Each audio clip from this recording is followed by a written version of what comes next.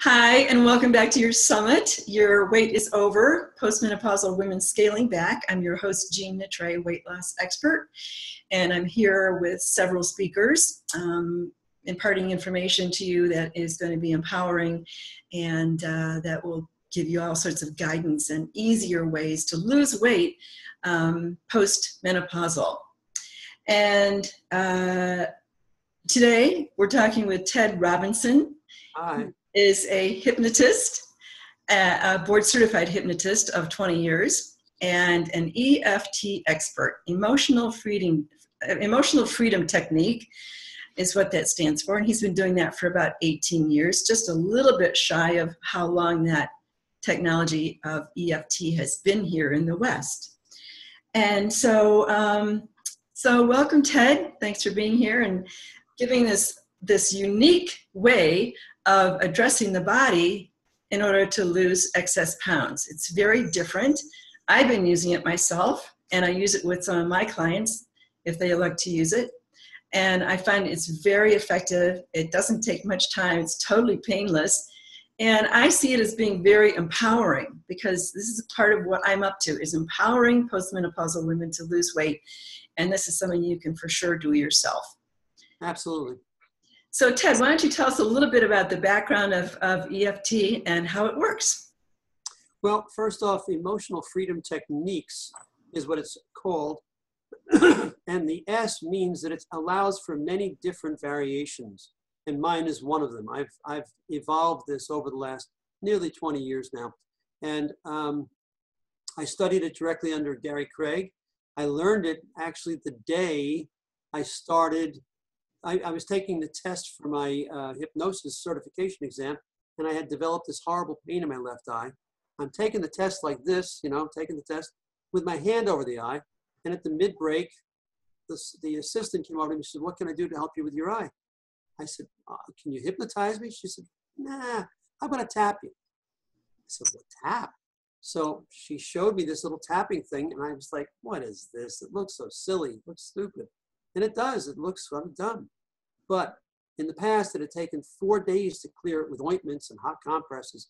In this instance, 2 minutes, and it was gone.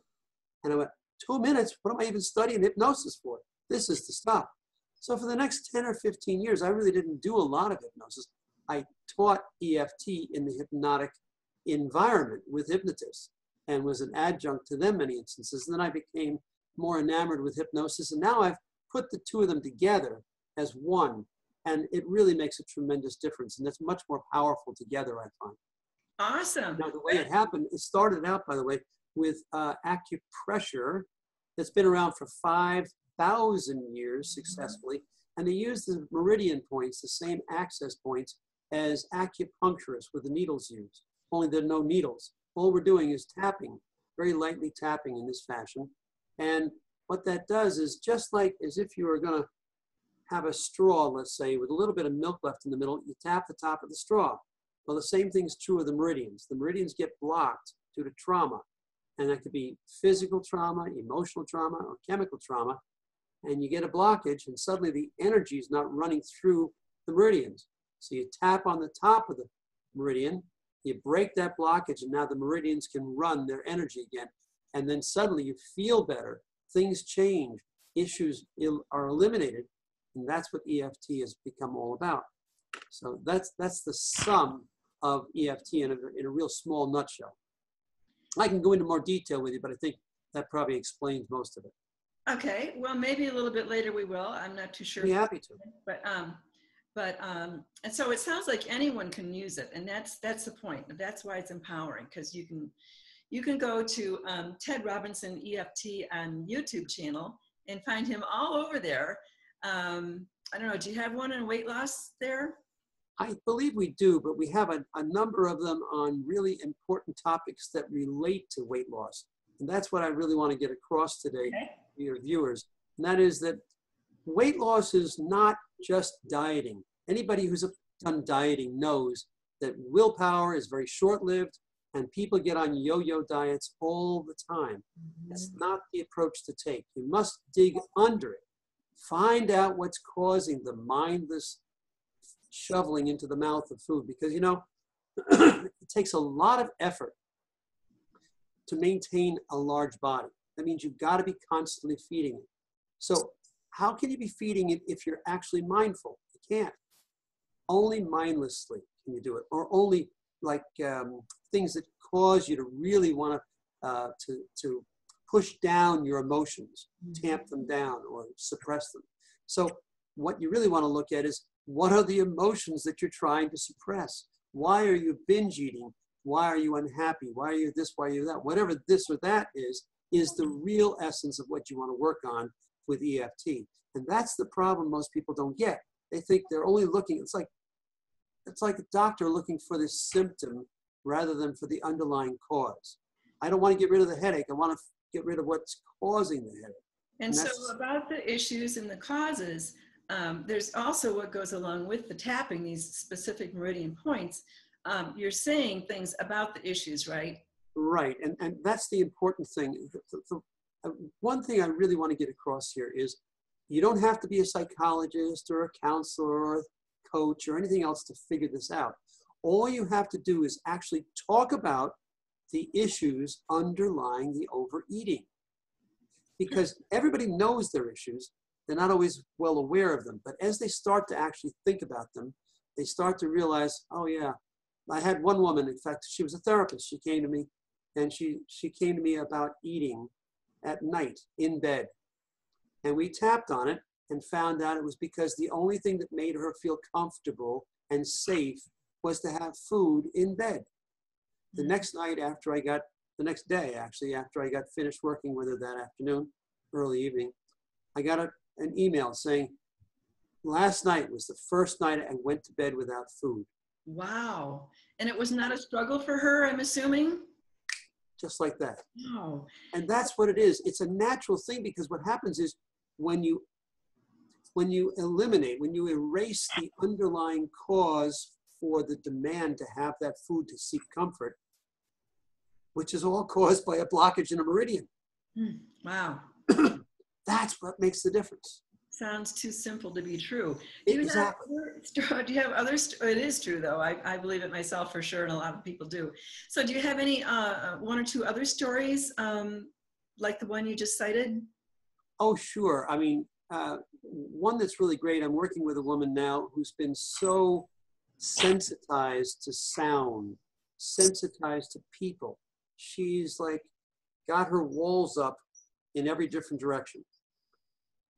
And she thought she did really well with stress, but she didn't realize how much stress she had taken on to her life. And as a result of working over the last year or two, no, more than that, she used to go to work in New York City with earplugs in her ears at all times, at work, answering the phone with earplugs in her ears. That's how sensitized she was. She was sensitized to a person who at the next desk would always make personal phone calls. After working through this stuff week after week with her, she now is best friends with that woman who she wanted to scream and kill.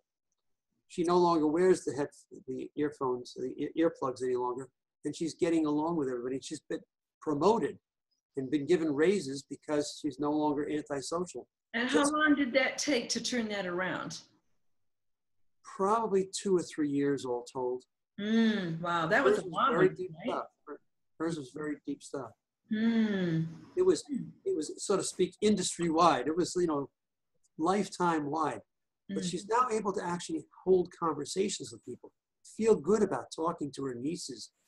These are things that are really valuable to her. And as a result, her life has become rich. Or relating to life a little bit normally, more normally, you might say. Yeah. But that's what happens. That's pretty amazing. So so you're saying that this affects weight loss through the subconscious mind, is that right? Exactly. Which are maybe one and the same as the meridians? Well, the meridians are not the same as the subconscious mind, because they are basically in charge of just allowing the chi, or the energy, to run through your body. The premise of EFT is that when the energy is blocked, it won't run, and therefore you get these negative thoughts, self-limiting beliefs, aberrant behavior, and pain. And weight gain falls right into that area, along with a ton of other things. I'm not good enough. I'm not enough. I'll never be loved. I'm unlovable. All these things. So we compensate, we overcompensate by filling our other senses. Oh, this tastes good. I don't have to think about that anymore. It's comfort. That's what's really important. Right, right, right. Okay, so is there a difference between learning how to do this yourself for people who are watching and working with a professional using EFT? Well, as you're probably hearing from our conversation already, knowing how to see the underlying currents, you know, the emotional currents, the things that hold us back, the things that drive us, is what a professional gets a chance to do. They do it by sort of asking questions or leading the conversation while we're doing the tapping. I'll demonstrate that for you a little bit, because what has to happen is many people are too nervous or shy to really talk openly about their true issues, their true feelings. Like when I did one, and there's one on YouTube about I am enough, I am enough. Most people don't feel, many people don't feel that they are enough. And so they feel insufficient. And again, they fill the void with the food. Yeah. So as speaking in terms of postmenopausal women, many women have come through my group saying, well, you know, I no longer get my period. I don't feel very womanly suddenly. I don't feel as feminine. And these things come up, and then they fill that need, fill the void. I'm not this, I'm not that, so I'll have some of this.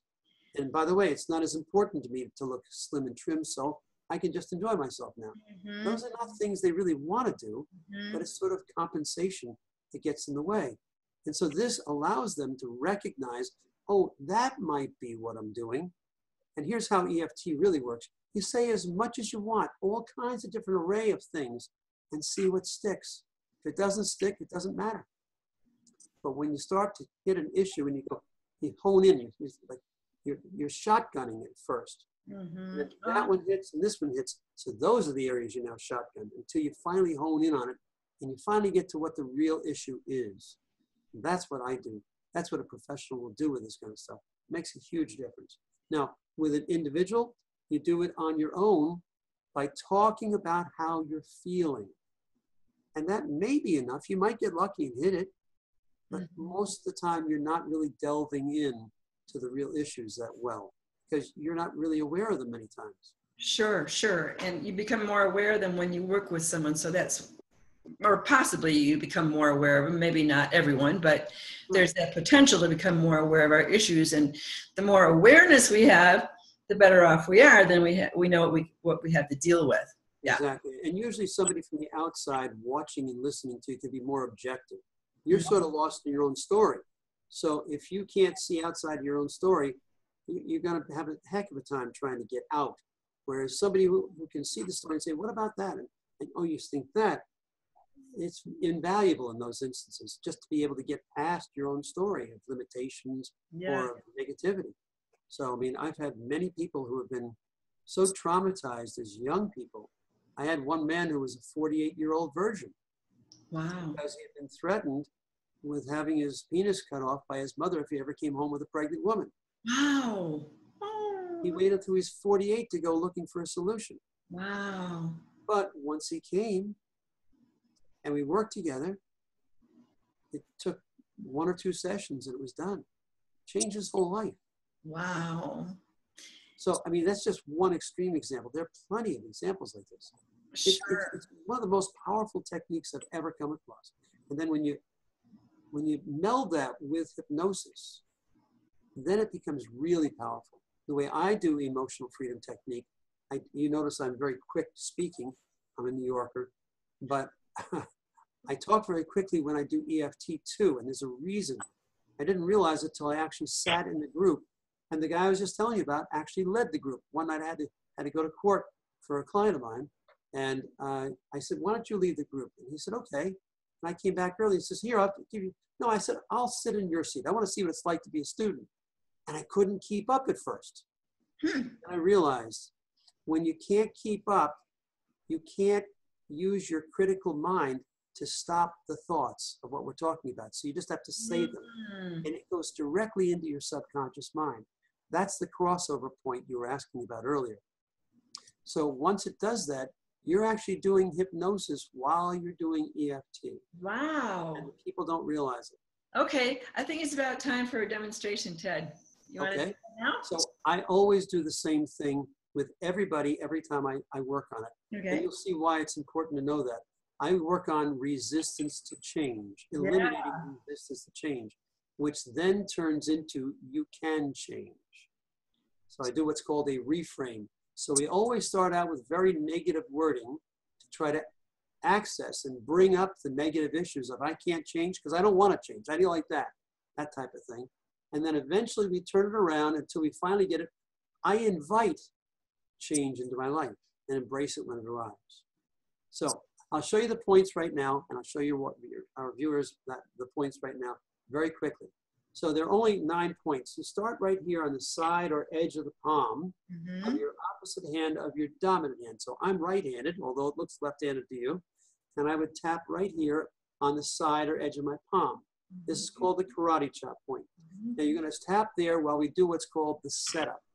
The setup means we're going to set up some words, and this is going to be about eliminating resistance to change. So we're going to start out by saying, even though I'm very resistant to change, we always end the same. I love and accept myself nonetheless, which is a good resolution for the subconscious mind again. Then we're going to tap certain points. I'm going to show them to you right now. The first series of points is an oval around the top of the head. And I like to use the tips of my finger, the actual fingernails, because then you get a little impact more than just tapping like this. Well, and also there's a large electrical charge that comes off of our fingertips. That's right. And there's about 6 meridian points up there in reality. So you're catching them all when you do it like this. The next point is right at the eyebrow, where the eyebrow and the nose meet, right in that little crook. And you can do them on both sides. It's a bilateral system. So there's one on either side of the center.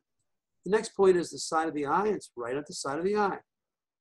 Next one is under the eye. It's under the eyeball itself, about 1/4 of an inch below the lower lid on both sides. Where the bone is, where the occipital Where the bone is. There's a little ocular bone there. If you actually feel up in there, you'll feel the edge of it.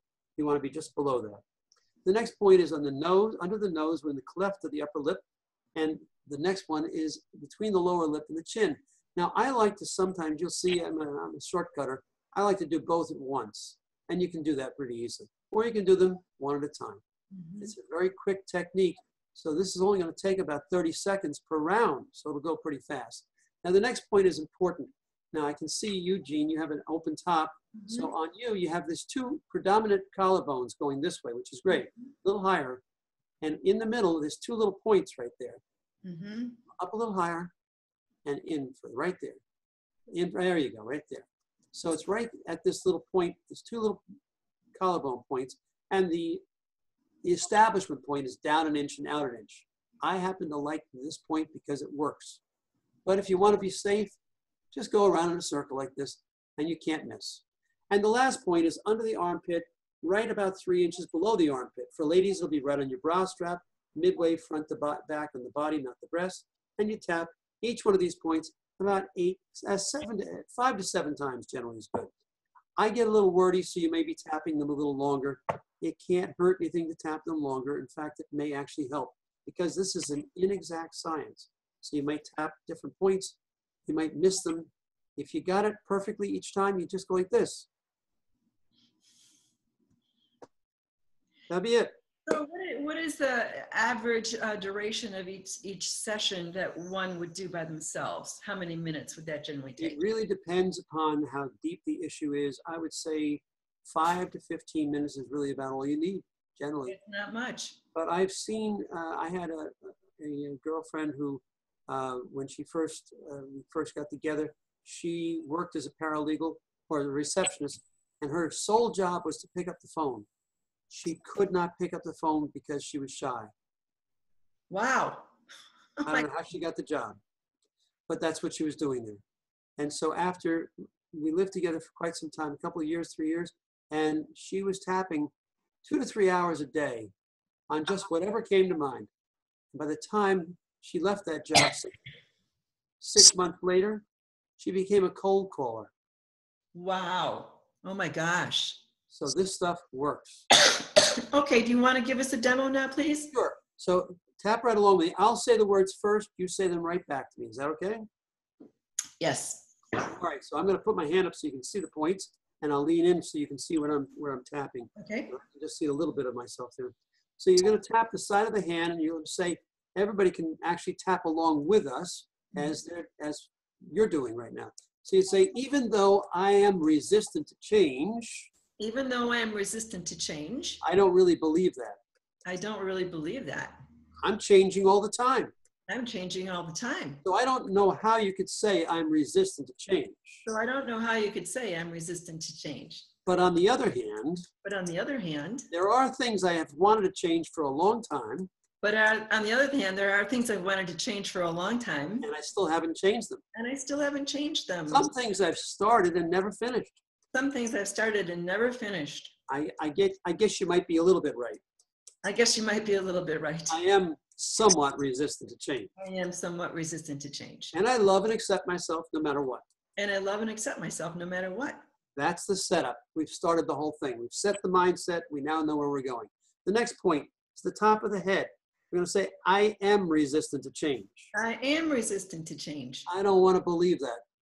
I don't want to believe that. Side of the eye, because I change things all the time. Because I change things all the time. I'm very active. I'm always changing. I'm very active. I'm always changing. But there are some things that I haven't finished changing. But there are some things I haven't finished changing. And some things I haven't started yet. And some things I haven't started yet. I'll be truthful. I'll be truthful. I don't really like change a lot. I don't really like change a lot. Because you never know what you're going to get on the other side of change. Because you never know what you're going to get on the other side of change. What if I change and can't get back? What if I change and I can't get back? I can always make another choice. I can always make another choice. And another change. And another change. Wow, I like the way that sounds. Wow, I like the way that sounds. You mean I can change anytime I choose? And I can change anytime I choose? Absolutely. Absolutely. And now that I'm learning EFT, I can change even easier. I can change even easier. By eliminating my resistance to change. By eliminating my resistance to change. And choosing to invite change into my life. To invite change into my life. I make a new choice right now. I make a new choice right now. I invite change into my life. I invite change into my life. And when it arrives, if I like it. And when it arrives, if I like it. I'll accept it. I'll accept it. And embrace it. And embrace it. And if I don't like it. If I don't like it. I'll make another choice. I'll make another choice. And I'll keep making choices. And I'll keep making choices. Until I get what I want. Until I get what I want. Side of the hand. And when I get what I want, I'll embrace it fully and completely. And when I get what I want, I'll embrace it fully and completely. I like the way this sounds. I like the way this sounds. This is going to work for me. This is going to work for me. And you put your hands down, slam them right down in your lap. Take a nice deep breath. And let it out. So that's resistance to change. Now, just to explain, notice we started off very negatively. I don't want to change. I can't change. I'll never be able to change. I don't believe this anyway. I change.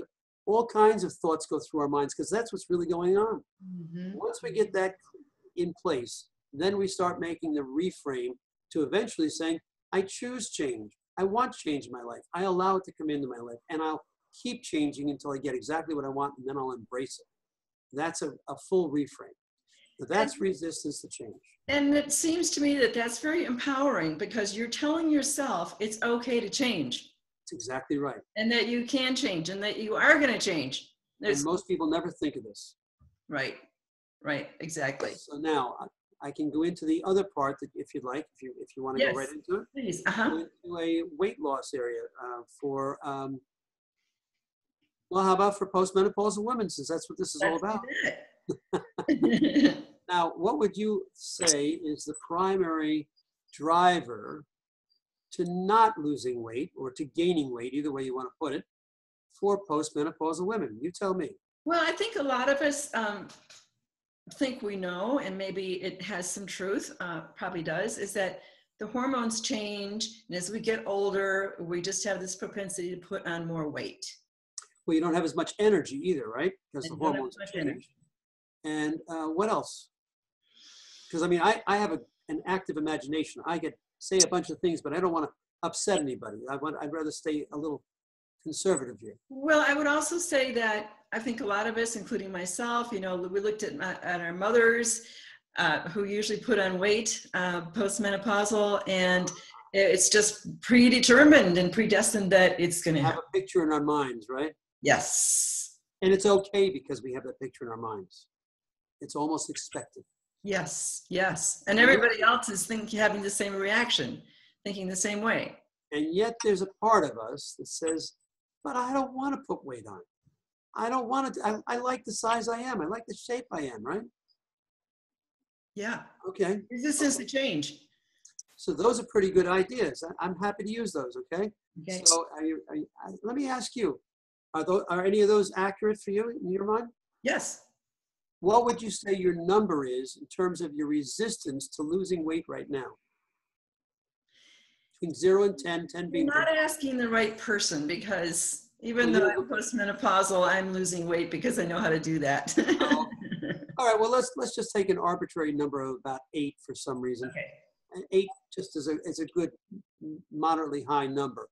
By the way, a 10 means you're in tears or just about to be in tears. And a 0, you can't even access it anymore. And I've actually had people that can't even access an issue when they're finished.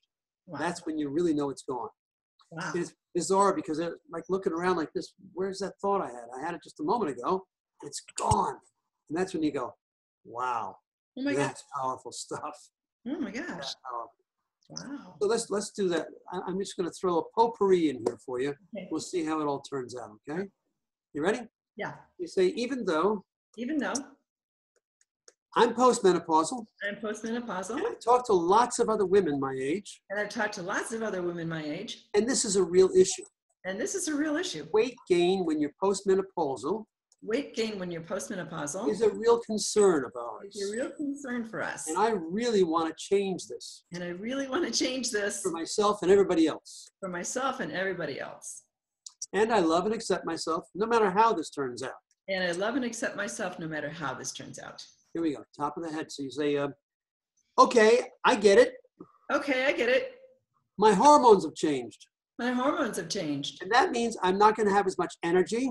And that means I'm not going to have as much energy. And I'm not going to have as much interest in being active. And I'm not going to have as much interest in being active. And I might be more interested in food. And I might be more interested in food. And I don't like any of that. And I don't like any of that. That's not how I want to be. That's not how I want to be. But it's how it's turning out. But it's how it's turning out. And it's how it turned out for my mother. And it's how it's turned out for my mother. So I sort of expect it to be that way. So I sort of expect it to be that way. That's not the way I want my life to be. Not the way I want my life to be. I want my life to be a reflection of how I want it to be. I want my life to be a reflection of how I want it to And be. not how it's been for my forebears. And not how it's been for my forebears. Okay, it happened to them, but it doesn't have to happen to me. Okay, it happened to them, but it doesn't have to happen to me. I'm here to change that. I am here to change that. I'm watching this in order to change that in my own body. I'm watching that to be order to change that in my own body. And that's what I'm going to do. And that's what I'm going to do. I don't think I can do that. I don't think I can do that. I mean, it happened for my mother. It happened for my mother. I saw what happened to my aunt. I saw it happen to my aunt. All the women in my family, All the women in my family. their bodies changed when they became postmenopausal. Their bodies changed when they became postmenopausal. And that's not what I want in my life. And that's not what I want in my life. So I feel powerless to change this right now. So I feel powerless to change this. That's my greatest fear, That's my greatest fear. that I'm not going to be able to do anything about it. That I'm not going to be able to do anything about it. And you have the audacity And you have the audacity to tell me this silly looking tapping is going to work for this? to tell me this silly looking tapping is going to work for this. And it does look silly, And it does look silly, but it does work. but it does work. If I can identify what's really causing me to put on the weight. If I can identify what's really causing me to put on the One weight. of the things that's causing me to put on weight One of the things that's causing me to put on weight is the fact that I'm not paying as much attention as I used to pay. is the fact that I'm not paying as much attention as I used I'm to. not as mindful about what I'm eating. I'm not as mindful about what I'm eating. When I pay true attention to what I eat while I'm eating, When I pay true attention to what while I'm eating, I actually stop eating earlier I actually stop eating earlier because I notice that I'm full earlier Because I noticed that I'm full earlier. Then I realize when I'm not paying attention. Then I realize when I'm not paying attention. If I'm not paying attention, I often wind up overstuffed. If I'm not paying attention, I often wind up overstuffed. Sort of like at the end of a Thanksgiving dinner. Sort of like at the end of a Thanksgiving dinner. And I don't want that in my life anymore. And I don't want that in my life. I want to be thoughtful and mindful at all times. I want to be thoughtful and mindful at all times. That's what I want to be. That's what I want to be. That's who I am. That's who I am. Or I wouldn't be watching this right now. Or I wouldn't be watching this right now. I'm paying attention to my body. I'm paying attention to my body. And my life. And my life. And paying attention to my mind. And paying attention to my mind. And that all has to help me become more mindful. And that all will help me to become more mindful. I now choose to become more mindful in everything I do. Choose to become more mindful with everything I do. But mostly when I'm eating. But mostly when I'm eating. And when I'm preparing food. And when I'm preparing food. And when I'm snacking. And when I'm snacking. And when I'm watching television. And when I'm watching television. And when I'm in the movie house. And when I'm in the movie All house. those places where I become somewhat mindless about how I eat. All those places where I become somewhat mindless how I eat. I now make a new choice. I now make a new choice. My choice is to become mindful in all those instances. My choice is to become mindful in all those instances. And bring vegetables or fruit with me. And bring vegetables or fruit with me. Eat ahead of time. Eat ahead of time. And change my approach to how I go to the movies. And change my approach of how I go to the movies. Or snack. Or anything else. Or snack or anything else. That way, I'm in charge instead of I'm becoming mindless again. That way I'm in charge instead of becoming mindless again. I don't want to be mindless anymore. I don't want to be mindless. I won't be mindless anymore. I won't be mindless anymore. I am becoming mindful now. I am becoming mindful now. And I will remain mindless forever. And I will remain mindful. Mindful forever, yes.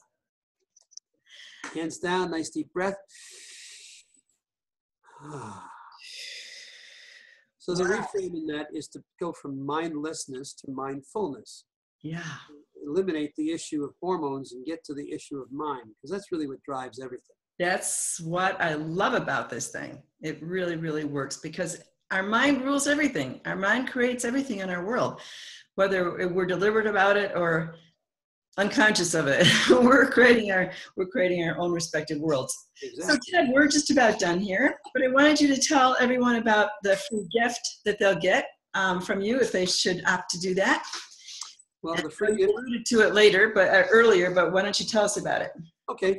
Well, we started, actually, if you notice, we started that EFT session out with resistance to change, overcoming resistance to change, which is the subtitle of a free MP3 called You Can Change by Overcoming Resistance to Change.